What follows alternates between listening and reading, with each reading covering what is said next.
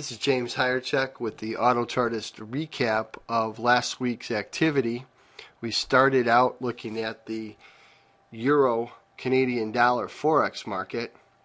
We had a strong recovery in the Euro after oversold conditions started to form a bottom in the Euro, and that helped drive up the Euro against the Canadian dollar early, but weakness prevailed in the Euro, and this position failed to follow through to the upside. So we finished the week in a weak position.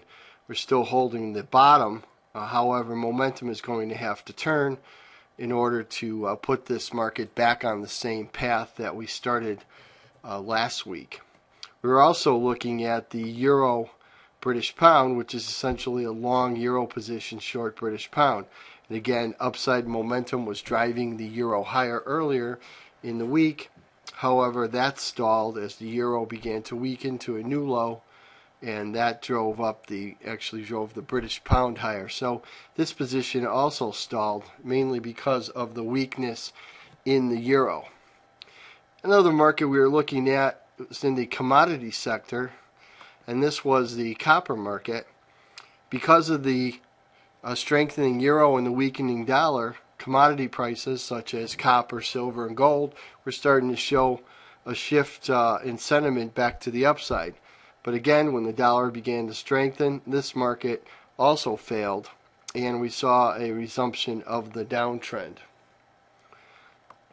Even though the Euro was weakening and the dollar was getting stronger, the stock market actually began to form a support base, and that gave us a potential signal in the Dow Jones 30 index on the 1440-minute chart. Now this index formed a 3-point extension Fibonacci pattern, and we had a base being formed here. We're still looking for the upside movement into this series of Fibonacci levels. Now this move here isn't expected to be trend changing because, as you can see, the trend is down. So we do expect it to, if there is some short covering, drive this market back into this 50% to 618 area before the trend resumes. But right now, again, the lack of upside momentum has caused this market to stall.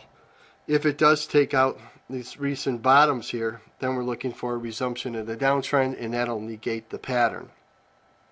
Also, because of the sideways action in the indices, the stocks started to look very like a bottoming formation. So you can see that in 3M Corporation we had a similar pattern forming in the Fibonacci tools that Autochartist has identified, and this too is almost like the Dow Jones index.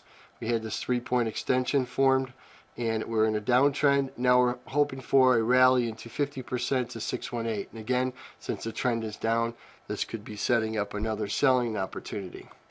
Another market we looked at was United Technologies, stock symbol UTX. This was in a channel down chart pattern on the 1440-minute chart, and this too gave us indications that we were going to move higher.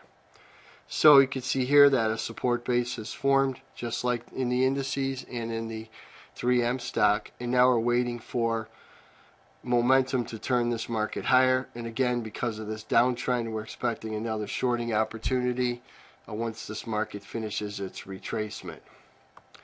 Then finally, we ended the week looking at a couple of ETF markets, these exchange traded funds. We looked at first of all was the XLV, and this gave us a indication that we too are forming this support base, looking for a potential rally into about 50% of this break here. So you can see the stocks and the stock indices are giving us a similar move.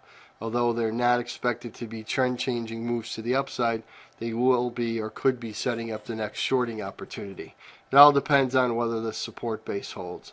And finally, the last ETF that we looked at was XLP, and this showed a little bit more strength because we did have a follow through to the upside. Now we're looking for this market to overcome this retracement zone of this break, and again, it could test resistance or fail shortly in front of this top, and we could see a resumption of the downtrend. So overall, if you want to look at the recap on the week, not much action in the foreign currencies because there weren't many shifts in direction.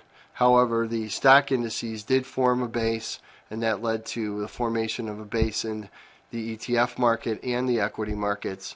And so right now we're looking at possible short covering rallies and resumption of the downtrend once these markets have reached some reasonable percentage retracement points.